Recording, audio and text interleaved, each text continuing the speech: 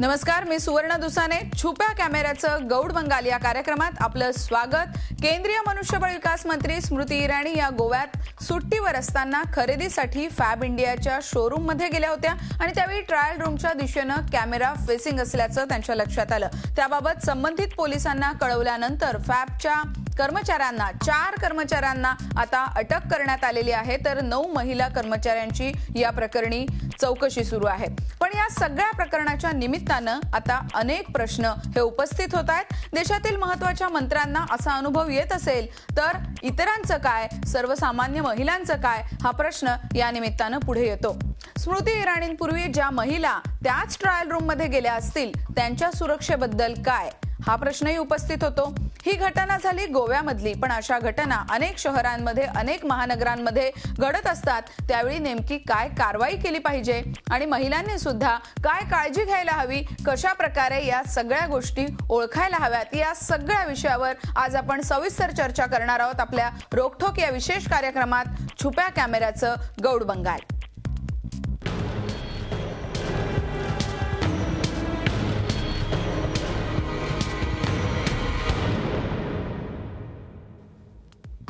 आणि याच विषयावर आपण चर्चा करणार आहोत. त्यासाठी मान्यवर पाहुणे आपल्या सोबत आहेत. आपल्या स्टुडिओमध्ये आहेत राज्य महिला आयोगाच्या माजी अध्यक्ष आणि काँग्रेसच्या नेत्या सुशीबेन शहा. त्याचबरोबर आपल्या सोबत आहेत भाजपच्या प्रवक्त्या कांताताई नलावडे. फोनवरून आपल्या सोबत थेट घुमानहून असणार आहेत शिवसेनेच्या उपनेत्या नीलम गोरे. त्याचबरोबर पोलीस उपायुक्त ठाण्याच्या रश्मी करंदीकर या सुद्धा या चर्चेमध्ये सहभागी झालेले आहेत. आणि प्रबीर चक्रवर्ती जे माजी पोलीस महासंचालक आहेत, ते नागपूरहून या चर्चेमध्ये आपल्या सोबत सहभागी झालेले आहेत. सुरुवात आपण सुशीबेन तुमच्यापासून करूयात. आपण पाहतोय एकीकडे गोव्यात हा सगळा प्रकार उघड झालेला आहे. स्मृती इराणींनी कुठेतरी चतुरपणानं हे ओळखलं आणि पोलिसांनी आता ते सर्व फुटेज ताब्यात घेतलेलं आहे.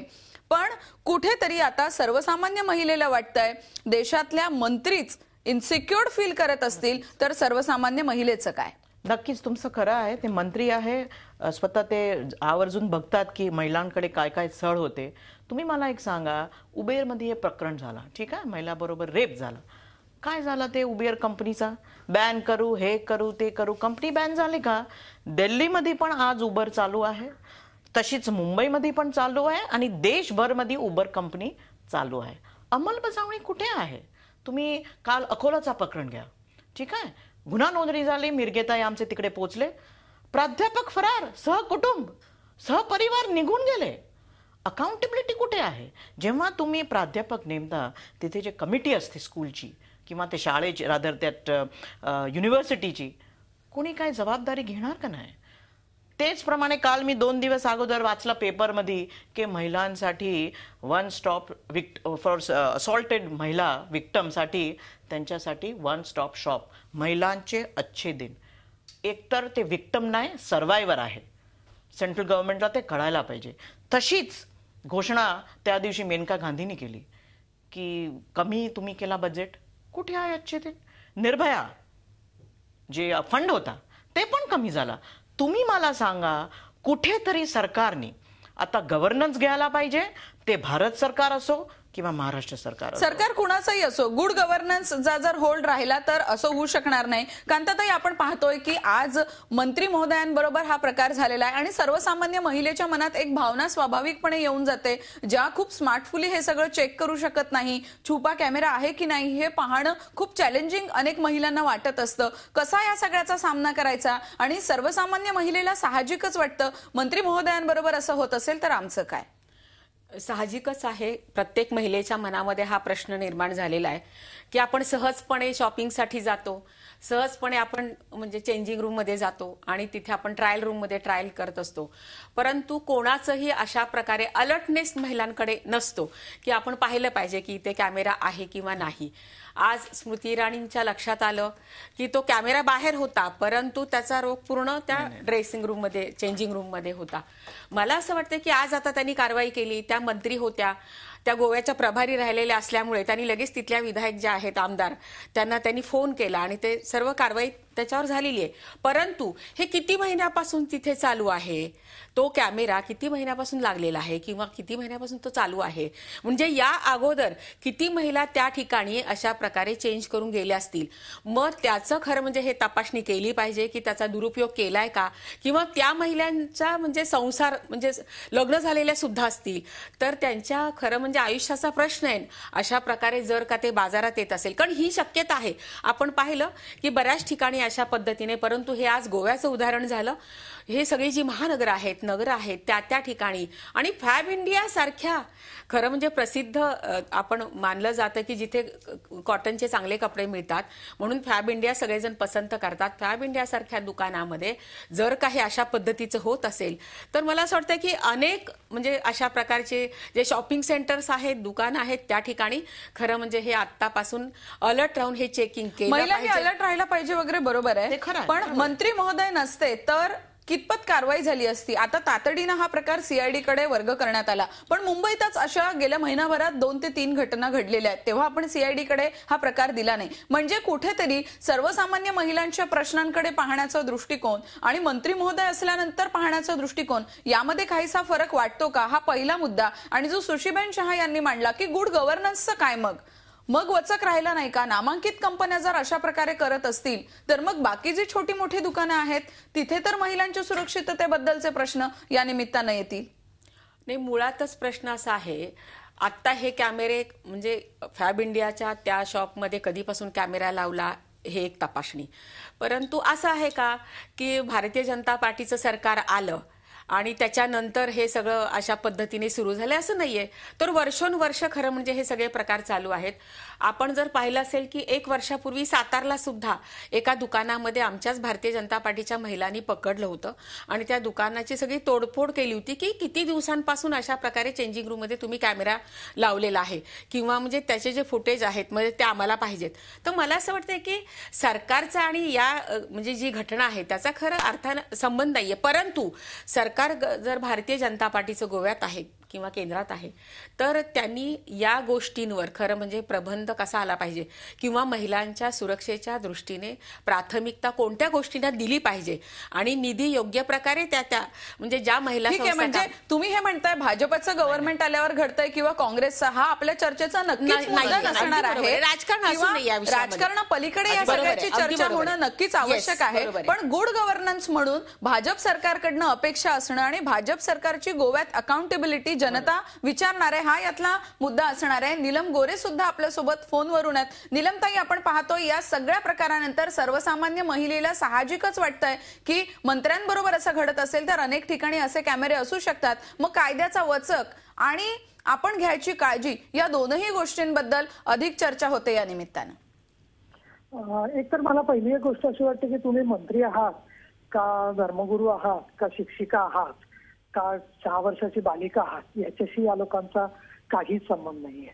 स्वतः तुलसी इराणींबद्दल ज्या प्रकारची वक्तव्य काही लोकांनी केली, ठुमकेवाली वगैरे असं बोलले काँग्रेसचे संजय निरुपम, ठुमकेवाली वगैरे प्रश्न नाही. आपण फोकस राहू असं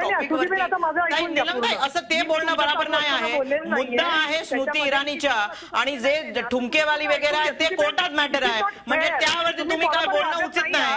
कंटेम्प्ट होऊ शकतो. नाही पण कशाला आपण ऐकून घ्यायचा प्रश्नच कुठे आहे आपला. नाही हे आपण काँग्रेस आणि बीजेपी हे अजिबात बरोबर नाही. जे ते मॅटर होते 28 महिना अगोदरची ते मॅटर आहे. मॅटर कोर्टात आहे. मला वाटतं एकेकाने बोलूयात. मॅटर कोर्टात आहे. तुम्हाला बोलण्याची संधी मिळेल, त्यांचं होऊ दे, तुम्ही प्रतिक्रिया द्या. नीलमताई बोला. आपण सब्जेक्ट वरती राहावं. बिलकुल सब्जेक्ट वरती बोलणं. मुद्दे आहेत त्याच्यामध्ये की नीलमताई बोला. मानसिकता बुरसटलेली आहे आणि स्त्रीच्याकडे बघण्याचा दृष्टिकोन काय आहे हे सांगण्याच्या दृष्टिकोनातून मी ते उदाहरण दिलं. एक मुद्दा. दुसरा असा आहे की मला असं वाटतं की स्त्रियांनी स्वतः कायम वेळ पडली तर वाईटपणा घेणं, संघर्ष करणं, आपल्याला शंका आली तर त्याचं निरसन करून घेणं, कोण काय म्हणालं तर त्याची पर्वा न करणं, या गोष्टी आता आपल्याला क्रमप्राप्त आहेत. आपल्याला स्वतःहून बऱ्याच वेळेला वाईटपणा घ्यायला किंवा भांडायला आवडत नाही, परंतु नाईलाज आहे. आज स्मृती इराणींनी जर का असा विचार केला असता की मी एक मंत्री आहे आणि मी जर का अशा पद्धतीने प्रश्न विचारला तर केवढी तरी त्याचं बातमी होईल. पण त्यांनी न डगमगता त्यांना जे समोर दिसलं ते त्यांनी तिकडे उघडकीला आणलं. आणि दुसरा भाग त्याच्यामध्ये असा आहे की उघडकीला आल्यावर स्विमिंग पूलच्या इथे काही ठिकाणी चेंजिंग रूम मध्ये असे कॅमेरे सापडलेले आहेत, शॉपिंग मॉलमध्ये सापडलेले आहेत, काही टॉयलेट्समध्ये सुद्धा बरोबर तुम्ही बघाल की तिथे भोकं अशी पाडून ठेवलेली असतात की तिथे मधला भाग स्त्रीचा दिसेल. मी स्वतः असं पाहिलंय की एका टॉयलेटला आम्ही गेलो तर वरच्या बाजूनी बरोबर असं उंचावरती काही लोक उभे राहिलेले होते.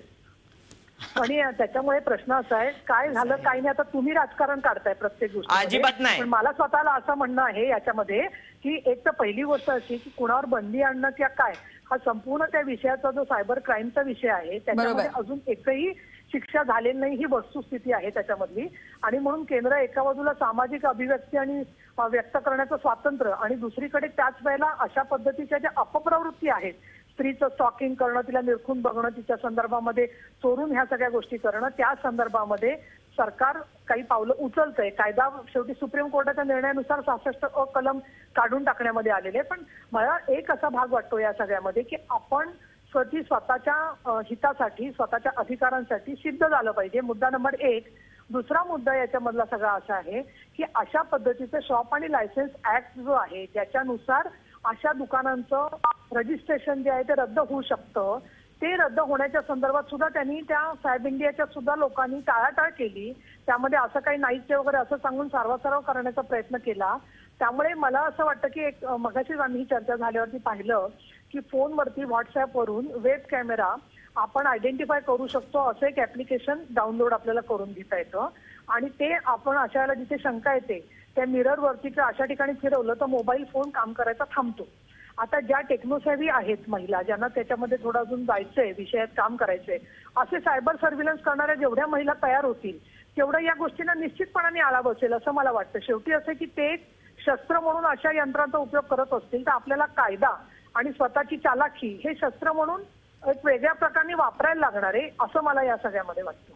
बरोबर आहे. आणि म्हणून महिलांनी सुद्धा चतुराईनं या सगळ्या प्रकरणाला पाहिलं पाहिजे. कुठच्याही चेंजिंग रूम मध्ये जाताना ती काळजी घ्यायला हवी. सुशीबेन, आपल्याला राजकारण नक्कीच करायचं नाही, पण तुम्ही तुमची बाजू अगदी थोडक्यात या विषयावरचे महत्त्वाचे मुद्दे चर्चेत राहून महिला सक्षमीकरण जर करायचं असेल तर राजकारण्यांनी भूमिका घ्यायलाच पाहिजे. मी तुम्हाला उदाहरण देते. बीजेपी असो, शिवसेना असो, आमच्याकडे बरीचशी कंप्लेन आली होती, कॉर्पोरेटची कंप्लेन आली होती. आम्ही रिपोर्ट पण दाखल केला होता. त्याच कॉर्पोरेटरला बीजेपी असो किंवा शिवसेना असो त्यांना तिकीट भेटली. ठीक आहे, बरं झालं ते महिला जिंकली तिकडे. पण प्रश्नताई असं नसते की राजकारण आणू नका. 33% रिझर्वेशनचा मुद्दा आहे. आय एम अ फर्म बिलिव्हर की जर आपल्याला समाजमध्ये पॉलिसी डिसिजन मध्ये चेंज करायला असेल तर महिलांनी राजकारणमध्ये पब्लिक लाईफ मध्ये सहभाग घ्यायलाच पाहिजे. अच्छे दिन जेव्हा येणार जेव्हा 33% रिझर्वेशन पार्लमेंटमध्ये पारित ठीक आहे. हे सगळे मुद्दे आगामी काळात चर्चेला येतीलच. मात्र आज महत्वाचा जो मुद्दा आहे तो छुप्या कॅमेरा मागचं गौड बंगाल या विषयावर आपण चर्चा करणार आहोत. सायबर क्राईमकडनं नोंदवण्यात आलेल्या गुन्ह्यांवर नंतर शिक्षा प्रत्यक्ष किती झाली याचा फॉलोअप केला जातोय का, महिला या अलर्टली या सगळ्या गोष्टीत, आणि प्रबीर चक्रवर्ती जे आहेत त्यांना सुद्धा आपण प्रश्न विचारणार आहोत. मात्र छुप्या कॅमेऱ्याचं गौड बंगाल या कार्यक्रमात आता वेळ झाली आहे एका छोट्याशा ब्रेकची.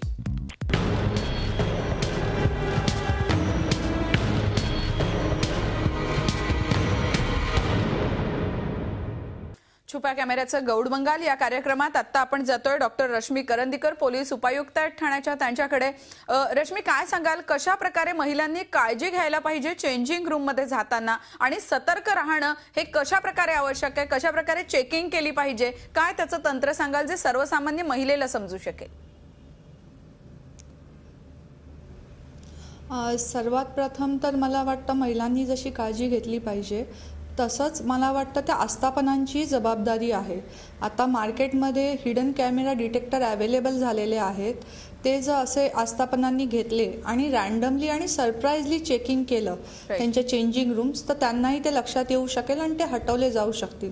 हा महत्त्वाचा मुद्दा आहे. त्याच्यामुळे प्रत्येक आस्थापनांनी मला वाटतं त्यांच्याकडच्या कार्यरत असलेल्या महिलांची कमिटी नेमून एक रॅन्डम आणि सरप्राईज चेकिंग जर महिन्यातून काही वेळेला केलं तर त्यांनाही ते समजून येऊ शकेल. हा झाला पहिला मुद्दा.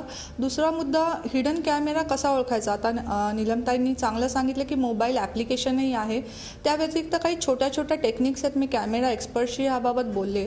त्याच्यातली सर्वात महत्त्वाची टेक्निक म्हणजे जर त्या चेंजिंग रूमच्या बाहेर आपला मोबाईल चांगला लागत असेल, फोन लागत असेल आणि त्या चेंजिंग रूममध्ये गेल्यावर फोन लागत नसेल तर या ऑप्टिकल फायबरच्या कनेक्टिव्हिटीमुळे काही वेळेला तिथे असा काही कॅमेरा असू शकतो. हा एक भाग झाला.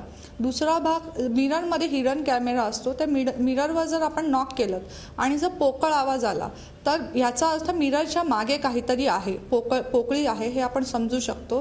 तिसरी महत्त्वाची गोष्ट, त्या मिररला आपण टच केलं आणि आपलं बोट त्याच्यात दिसत असताना थोडीशी फट दिसत असेल तर तिथे कॅमेरा नाही आहे. पण आपलं बोट आणि मिररमधली इमेज ही जर मर्ज झालेली असेल तर याचा अर्थ त्या मिररच्या मागे काहीतरी आहे. म्हणजे जेव्हा मिररच्या मागे एक सिल्वर लायनिंग असते त्या लायनिंगमुळे आपल्याला मिरर इमेजमध्ये ती फट दिसते.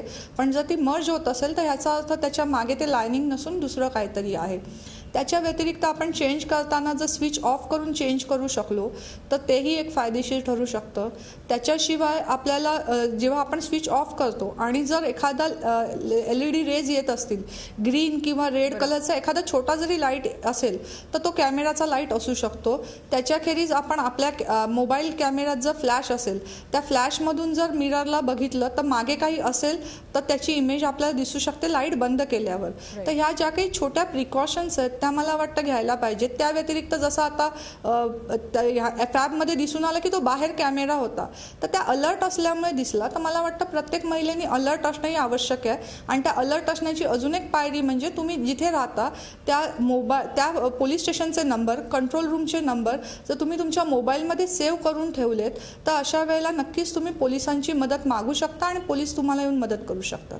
बरोबर आहे. या काळजी घ्यायला हव्यात. तुम्ही सांगताय रश्मी. आपल्या सोबत प्रबीर चक्रवर्ती सुद्धा आहेत, माजी पोलीस महासंचालक आहेत. सर, आपण आत्ताच पाहिलं, नीलमताई म्हणाले की सायबर क्राईम कडनं गुन्हे नोंदवले जातात मात्र प्रत्यक्ष शिक्षा होणाऱ्यांचं जे प्रमाण आहे ते कमी आढळून येतं. प्रत्यक्ष वस्तुस्थिती काय आहे आणि या प्रकरणांचा फॉलोअप करून शिक्षा होण्याचं प्रमाण किती आहे? शिक्षा होण्याचं जे प्रमाण आहे ते फक्त सायबर क्राईममध्ये कमी आहे असं नाही आहे. सर्वसाधारण सर्व प्रकारच्या गुन्ह्याच्या शिक्षामध्ये कमतरता आलेली आहे. अनेक कारणं आहेत. सरकार, पोलीस विभाग याच्यावर निरंतर विचार करत राहते आणि काहीतरी उपाय पण शोधून काढते. पण सर्वात महत्त्वाचा जो आहे तो म्हणजे आपला जो सिस्टम आहे त्या सिस्टममध्येच डिले आहे. सिस्टममध्येच डिले असल्यामुळे प्रत्येक गोष्टी, आता मी नाव न घेता सांगेन, एक 7 लोक मारले गेले एका ॲक्सिडेंटमध्ये आणि आता ड्रायव्हर येऊन सांगतो आणि त्यालाही कोर्ट म्हणजे हे करत नाही, नकारत नाही, त्याचा परिणाम मिळतो. तर असा जो सिस्टम आहे त्या सिस्टममध्ये फार लवकर फरक करणं आवश्यक आहे. नाहीतर आपली परिस्थिती जी आहे संपूर्ण हाताबाहेर जाईल. कायद्याचा वचक जे आहे, पोलिसांचा वचक जे आहे तो खरं म्हणजे न्यायालयाचा वचक असतो. कारण न्यायालयात जर शिक्षा होत असेल तरच त्याचा वचक पडतो. न्यायालयात शिक्षाच होत नाही आणि त्याकरता न्यायालय जबाबदार नाही, आपलं सिस्टमच जबाबदार आहे. बरोबर आहे. तर म्हणून माझं असं म्हणणं आहे की आता ही जे प्रकार आहे ठीक आहे, याच्यात मंत्री कंप्लेंट असल्यामुळे लवकर कारवाई होईल, पण कोर्टात लवकर केस येईल का हे सांगणं अत्यंत कठीण आहे. तर माझं असं म्हणणं आहे की आपलं, आणि ही गोष्ट मी काही नवीन सांगत नाही आहे, सर्व न्यायालयीन जे लोक आहेत ते सुद्धा सांगतात की आमच्याकडे प्रचंड प्रमाणात पेंडिंसी आहे आणि त्या पेंडन्सीमुळे आपले सगळं जे काही कायद्याचा जो हे आहे प्रकार आहे तो संपूर्ण ढासळलेला आहे. बरोबर आहे. गुन्ह्यांचं प्रमाण आणि दुसऱ्या याच्यामध्ये रश्मीने फार सुंदर सांगितलं ज्या काही काळजी महिलांनी घ्यावी. तर त्याच्यापैकी 2-3 काळजी सर्वात महत्त्वाची आहे. मी असं सांगेन की आता प्रत्येकांकडे मोबाईल त्यावेळी आत असणार नसणार, लाल बिंदू आहे की नाही, आरशा आहे की नाही, ते सगळं. कारण फक्त चेंजिंग रूममध्ये नाही आहे, टॉयलेट्समध्ये असतो, इवन हॉटेलच्या रूम्समध्ये असतात. मी एवढं सांगेन की बी कॉशियस, बी केअरफुल. म्हणजे आपल्या पारपार्श्विक जी परिस्थिती आहे त्याच्याशी तुम्ही सावध राहिलं पाहिजे. कारण सावध नाही राहिलं तर तुमचे जे काही टेक्निकल गॅजेट्स आहेत ते काम करतील, पण तुमच्या स्वतःचा सावधपणा फार महत्वाचा आहे. बरोबर आहे, सतर्कता आवश्यक आहे. मला पुन्हा एकदा रश्मी करंदीकरांकडे जायचं आहे. तुम्ही आत्ताच जसं म्हणाला की आस्थापनांनी सुद्धा त्यांची जबाबदारी नीटपणे पार पडली पाहिजे. सायबर क्राईमच्या बाबतीत सुद्धा प्रत्यक्ष शिक्षा होणं काय किंवा इतर कायद्याची अंमलबजावणी करून शिक्षा होणं याचं जे प्रमाण आहे ते तितकंसं समाधानकारक वाटत नाही. अनेक वेळेला पुरावे देणं जे आहे पोलीस यंत्रणांकडनं ते तितक्याशा आग्रहानं होत नाही, वेळेत होत नाही, त्यामध्ये दिरंगाई होते. हा सगळा जो अनुभव आहे तो नेमका काय आणि तो अधिक वेगवान होण्यासाठी काही सूचना आपण म्हणजे गुड गव्हर्नन्सच्या दृष्टीने आपण काय सुचवाल? मी इथे सांगू इच्छिते की मुंबई पोलिसांची जी सायबर लॅब आहे it's one of the best cyber lab. आता ठाणे पोलीस आयुक्तालयातही ॲडव्हान्स सायबर लॅब लवकरच सुरू होते आहे.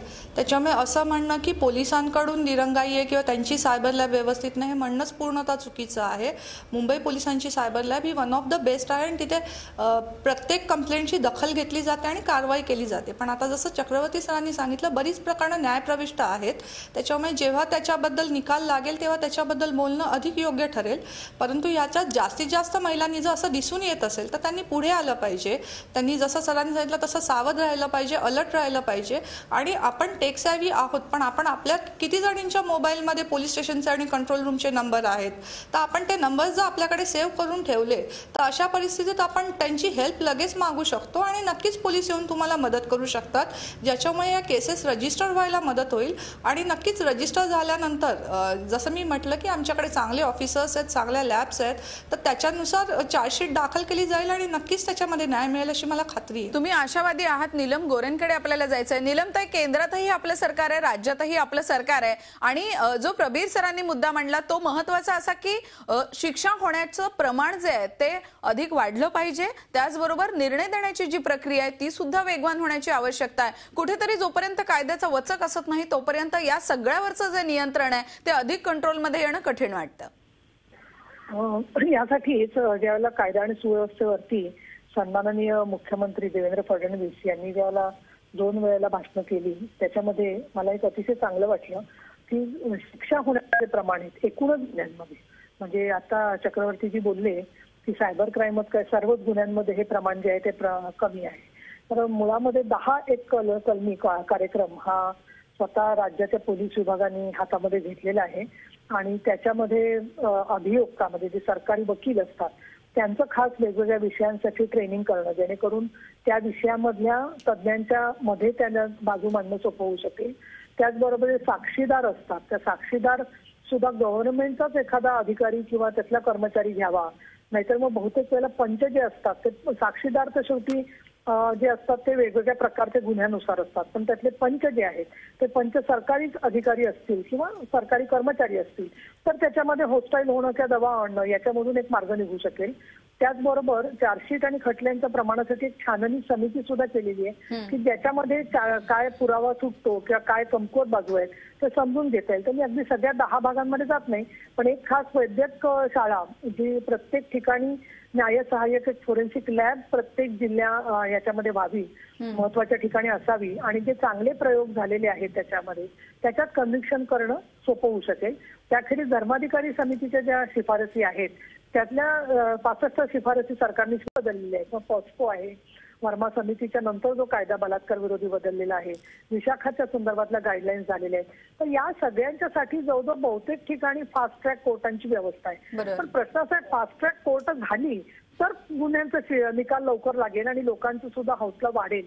या दृष्टीने राज्यामध्ये आणि केंद्रामध्ये स्मार्ट सिटीचा एक प्रस्ताव आहे ज्याच्यामध्ये वाहतुकीच्या सुविधा महिलांसाठी कशा सुरक्षित असतील या दृष्टिकोनातून प्रयत्न चाललेले आहेत. आणि मला इथे उल्लेख करायला पाहिजे नितीन गडकरींचा खास करून आणि अरुण जेटलींचा की त्यांनी दोघांनीही प्रत्येक ठिकाणी म्हणजे रस्ते बांधणीमध्ये सुद्धा महिला सुरक्षिततेचा विचार करून व्यवस्थित स्वच्छतागृह असणं यासाठी काही बजेटची तरतूद केलेली आहे. तर मला स्वतःला असं वाटतं की मला म्हणजे आता परत राजकारण वगैरे प्रश्न नाहीये, पण गेल्या 10-15 वर्षामध्ये जे काही घसरती आपल्याला कळा दिसून आली या कन्व्हिक्शन रेटच्या संदर्भामध्ये, तर ती वाढवायची असेल तर त्याला लॉंग टर्म आणि शॉर्ट टर्म दोन्ही गोष्टी आवश्यक आहेत असं मला वाटतं. बरोबर आहे. राजकारणापलीकडे जाऊन या सर्व गुन्ह्यांमधला कन्व्हिक्शन रेट जो आहे तो अधिक वाढला पाहिजे. गुड गव्हर्नन्स जे आहे तो आल्याशिवाय महिलांना सुरक्षित वाटण्याची जी भावना आहे ती वाढू शकणार नाही. म्हणून ही चर्चा आपण अशीच सुरू ठेवणार आहोत. पण छुप्या कॅमेऱ्याचं गौड बंगाल या कार्यक्रमात आता वेळ झाली एका छोट्याशा ब्रेकची.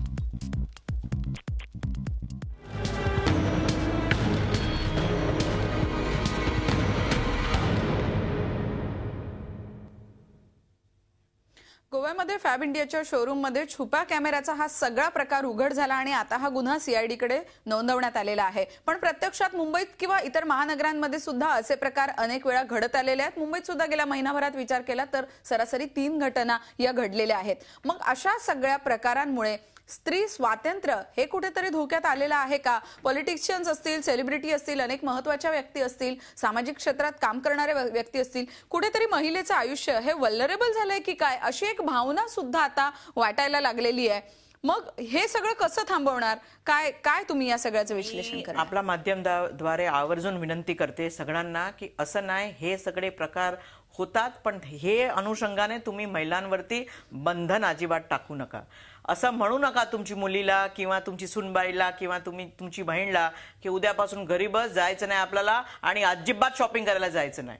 अजिबात नाही. असं प्रकरण पुरुषांबरोबर पण होतात. पण हे ठीक आहे की आपल्याला त्याच्यावरती लक्ष घालायला पाहिजे.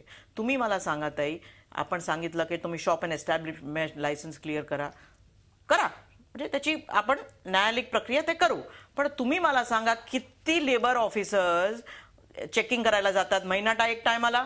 कशासाठी जातात ते सोडू द्या, पण नक्की शॉप व्हिजिट असते तेव्हा ते काय बरं चेक करत नाही की ते कॅमेरा आहेत का नाही? म्हणजे जसं डॉक्टर रश्मी करंदीकर पण आस्थापनांनी सुद्धा अधिक जबाबदारीने वागायला पाहिजे, जे प्रत्यक्ष होत आणि ते फोकस यायला पाहिजे. ताई तुम्ही मला सांगा, मुंडेताई आमची मंत्री आहे, महिला आहे, म्हणजे आमची लई त्यांच्याकडे विश्वास आहे, त्यांच्याकडे अपेक्षा आहे, पण त्यांच्याकडे केवढे मोठे सगळे इम्पॉर्टंट पोर्टफोलिओज आहेत. फोकस राहील का महिला व बाल कल्याणवर? ताई म्हणजे जोपर्यंत आपण फोकस, त्या दिवशी मी मेनका गांधीची एक मोठी सेमिनार बघितलं सेक्शुअल हॅरेसमेंटसाठी की 5% अंमलबजावणी आहे, खास करून जेव्हा प्रायव्हेट कंपनीजवरती कमिटी नेमली नाही गेलेली आहे.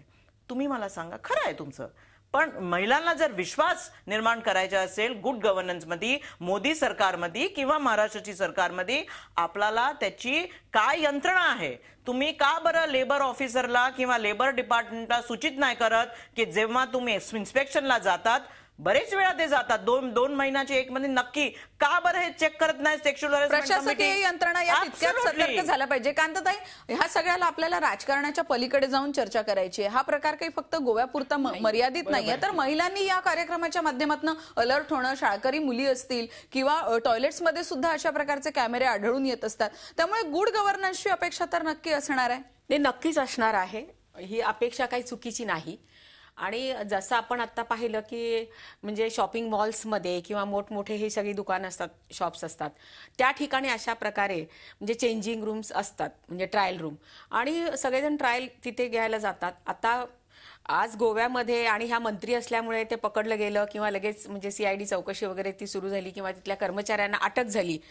परंतु अशा प्रकारचे मुंबईमध्ये सुद्धा 3 घटना घडलेल्या आहेत. महाराष्ट्रामध्ये 2-3 ठिकाणी मला सातारची घटना मला माहीत आहे. परंतु त्याच वेळेला जसं अशा प्रकारे पाऊल उचललं तसं यांना सुद्धा शिक्षा झाली पाहिजे.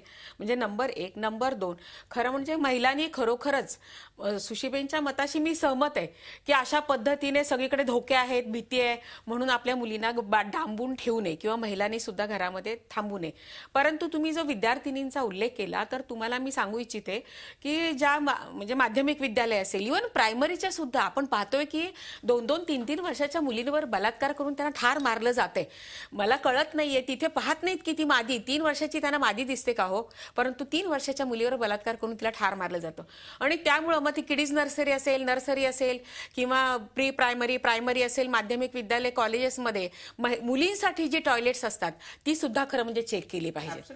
कारण त्या ठिकाणी सुद्धा म्हणजे कॅमेरे लावू शकतात, मोबाईल कोणी विद्यार्थी ठेवू शकतात आणि ब्लॅकमेल अशा पद्धतीने होऊ शकतं. यामध्ये तर मला खरं म्हणजे एका गोष्टीची भीती वाटतेय की किती दिवसापासून हा कॅमेरा तिथे चालू होता आणि आतापर्यंत ज्या महिला किंवा मुलींनी त्या ठिकाणी चेंज म्हणजे केले असेल आणि ते जे त्यांचं फुटेज असेल त्याचा यांनी दुरुपयोग केला असेल तर म्हणजे त्यांच्या आयुष्याचं काय. ही घटना अत्यंत गंभीर घटना आहे आणि त्यामुळे याच्याकडे त्या दृष्टीने बरोबर आहे आणि या घटनेतनं कठोर शिक्षा झाली तर एक कडक संदेश. मला विश्वास आहे की ह्यामध्ये नक्कीच कठोर शिक्षा होणार. पण तू मला सांग सुवर्णा, नगरमध्ये जे कार्य जे झालं, सरपंच होता त्याच्या पाय उतार झाला का? आता तू मला सांग की जेव्हा ते सरपंच तिथे बसलेला आहे, इन्व्हेस्टिगेशन कसं होणार? आणि जसं चक्रवर्ती साहेबांनी सांगितलं, जोपर्यंत एक पर्सन इन अथॉरिटी तिथे आहे, इन्व्हेस्टिगेशन होणारच नाही. आणि म्हणजे ते रोजरीन खानच्या प्रकरणमध्ये आम्ही सांगितलं होतं की त्याचे नाम विसरलं मी डीसीपीचा, त्याचा पाय उतार व्हायला पाहिजे.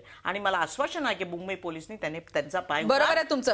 नगरच्या प्रकरणामध्ये 4 जणांना अटक झाली असली तरी सरपंच पदावरून त्यांना का काढून टाकण्यात आलं नाही, हा प्रश्न अत्यंत रास्त आहे. रश्मी करंदीकरांकडे मला जायचंय. रश्मी, आपण पाहतोय की काय काळजी घ्यायला हवी, आस्थापनांची जबाबदारी, मुंबई पोलीस करत असलेलं काम, हे सगळं तुम्ही सांगत आलेलं आहात. पण मूळ मुद्दा जो उपस्थित होतोय की महिलांनी काळजी घेणं हे स्वाभाविकपणे अपेक्षित आहे, पण ताबडतोब पोलिसांना कळवायचं असेल तर काय, अनेक वेळा पोलिसांकडनं रिप्लाय येत नाही, असं सुद्धा घडतं. मग संबंधित महिलांचे विषय कळवायचे असतील तर काही हेल्पलाईन किंवा अशा स्वरूपात आपण काही माहिती आपल्या प्रेक्षकांपर्यंत देऊ शकतोय का की महिलांच्या विषयांसाठी या क्रमांकावर फोन केला पाहिजे?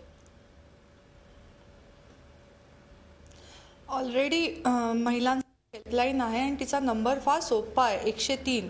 मी मगासपासून जे म्हणते की आपण सुशिक्षित झालोय पण खरोखर सतर्क आणि अलर्ट झालोय का? बरोबर. आपण महिलांसाठीच नाही, मी तर म्हणते आपण रेल्वेने प्रवास करत असतो तर रेल्वेची हेल्पलाईन किंवा आपण ज्या एरियात राहतो तिकडची हेल्पलाईन, हे सगळे आता नेटवर इझिली उपलब्ध आहेत, आपल्या मोबाईलद्वारे उपलब्ध आहेत. तर ते आपण समजून घेऊन ते जर आपण मोबाईलवर सेव्ह करून ठेवले तर अशा अडीअडचणीच्या प्रसंगी आपण तात्काळ पोलिसांकडे मदत मागू शकतो आणि त्यांची नक्कीच हेल्प मिळू शकते. 103 व्यतिरिक्त 100 नंबर तर हा सगळ्यांनाच माहिती आहे. 1098 हा अजून एक नंबर आहे, तो देखील आपण सेव्ह करू शकता आणि तिथेही आपण हेल्प मागू शकता. हे सगळं झालं, पोलिसांकडून नक्कीच तुम्हाला मदत केली जाईल, मला नक्की खात्री आहे त्याची. परंतु मी ह्या मताशी सहमत आहे की केवळ तुम्ही महिलांना सांगू नका. एक महिला म्हणून मला असं वाटतं, पोलीस अधिकारी वगळून मी महिलाही आहे, एक महिला म्हणून मला असं आवर्जून सांगावंसं वाटतं की स्त्री ही एक उपभोग्य वस्तू आहे. ही मानसिकता आता काढून टाकायची वेळ आली आहे. आणि स्त्रीकडे जसं तुम्ही तुमच्या आईकडे, बहिणीकडे, बायकोकडे रिस्पेक्टनी बघता, तसं प्रत्येक स्त्रीकडे तिला तिचं एक स्पेस आहे, तिचं एक स्वातंत्र्य आहे, तिच्याकडे आदराने बघा, हे सांगण्याची वेळ आली. आणि हे सगळं म्हणजे केवळ समाजाचंच नाही तर सगळे प्रसार माध्यम, तुम्ही आम्ही सगळे, हे जेव्हा आपण सगळीकडे ह्याचा मोठ्या प्रमाणात प्रसार करू आणि ती आदराची भावना रुजवायला मदत करू, तेव्हाच मला वाटतं मोठ्या प्रमाणात फरक पडू शकेल. बरोबर आहे. महिलांच्या सतर्कतेबरोबर नैतिक जबाबदारी मग ती प्रत्येक कुटुंबात रुजवणं असेल ती सुद्धा झाली पाहिजे. छुप्या कॅमेऱ्याचं गौड बंगाल या कार्यक्रमात आता ब्रेकची वेळ झाली आणि ब्रेक नंतर प्रबीर चक्रवर्ती यांची प्रतिक्रिया सुद्धा आपण जाणून घेणार आहोत. पण आता घेऊयात एक छोटासा ब्रेक.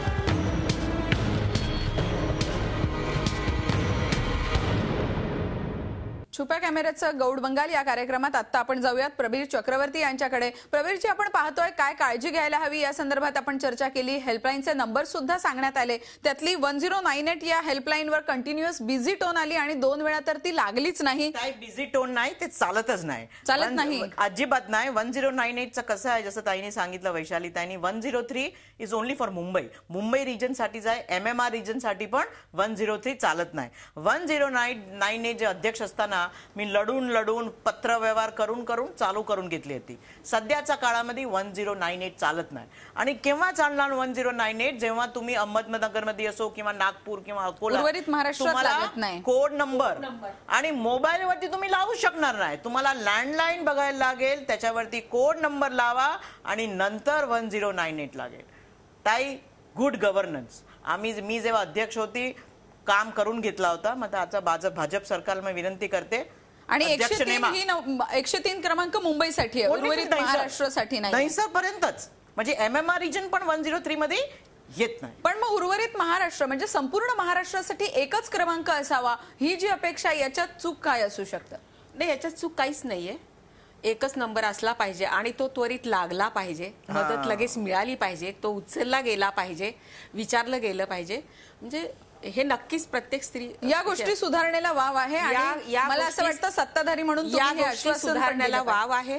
आणि मी या ठिकाणी आश्वासित करते आपल्याला की मी स्वतः गृहमंत्र्यांशी बोलेन की आपण रोज, खरं म्हणजे आम्हाला इतकं दुःख होतं या कार्यक्रमाच्या माध्यमातून का असेना हे 2 क्रमांक जर संपूर्ण महाराष्ट्रासाठी ऍक्टिव्ह होऊ शकले तर महिलांच्या दृष्टीने दिलासादायक बाब असेल. आणि तुम्ही आश्वासन देताय, किती दिवसात तुम्ही हे काम कराल असं आपल्या? पुढच्या, आता बघा 4 दिवस सुट्ट्याच आहेत, पुढच्या आठवड्यामध्ये अधिवेशन आहे, मी मंगळवारी लगेचच त्यांना भेटते.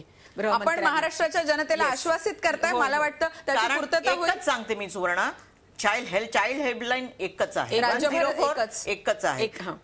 ट्रेन रिझर्वेशन नंबर महाराष्ट्रभर मध्ये एकच. मग राज्यभर असेल. प्रवीण चक्रवर्तींकडे मला जायचंय, वेळेची मर्यादा आहे. सर, आपण ही सगळी चर्चा ऐकलेली आहे, महिलांनी अलर्ट असायलाच हवं, पण त्या व्यतिरिक्त काय महत्वाच्या सूचना जाता जाता आपण कराल?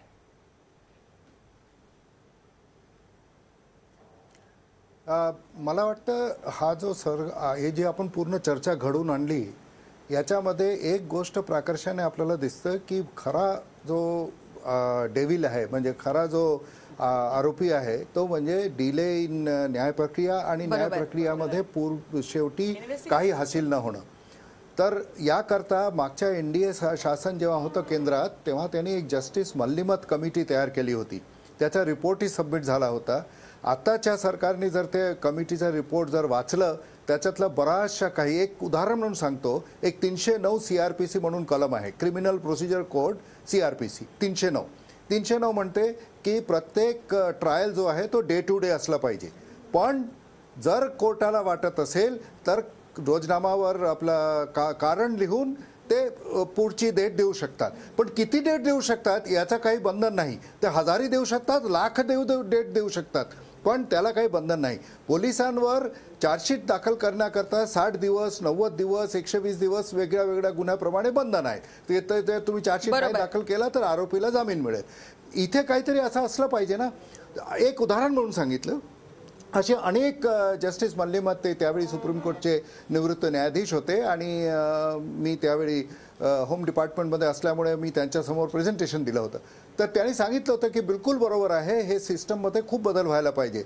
मला असं वाटतं की आता हे सिस्टम बदलणं फार आवश्यक आहे. दुसरं की लोकांना एक असं वाटतं की प्रत्येक गोष्ट शासनाने केली पाहिजे, शासकीय विभागाने केली पाहिजे, समाजाने काहीच केलं नाही पाहिजे, NGOज आहेत त्यांना काहीच केलं नाही पाहिजे, त्यांनी फक्त बोलत राहिलं पाहिजे. मला वाटतं ही सुद्धा जी मनोवृत्ती आहे ती बदलली पाहिजे. म्हणजे सर्वसामान्यांनी सुद्धा आपली जबाबदारी ओळखायला हवी. प्रशासनानं त्यांची कामगिरी करणं हे अपेक्षितच आहे. ही चर्चा खरं खूप चालू शकते.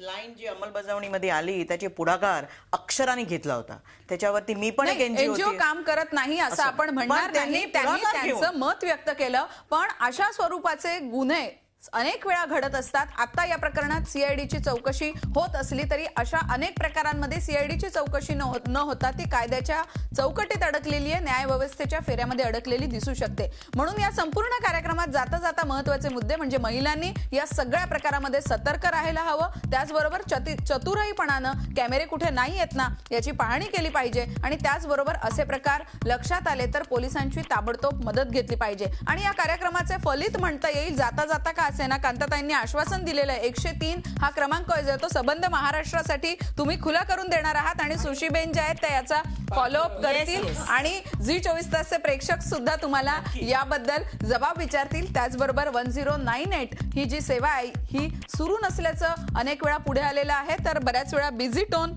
ही आपल्याला मिळते आणि त्यामुळे संबंधित वेळेमध्ये तक्रार नोंदवणं शक्य होऊ शकत नाही. तर ती सुद्धा तातडीनं सुरू होईल आणि गुड गव्हर्नन्स अच्छे दिन खऱ्या अर्थानं महिलांना येऊ शकतील अशी आपण आशा करूयात. आणि या कार्यक्रमात सहभागी झालेल्या सर्व मान्यवरांचे आभार मानूयात. छुपा कॅमेऱ्याचं गौड बंगालमध्ये तुर्तास इतकंच. पहा फक्त झी 24 तास. रहा एक पाऊल पुढे.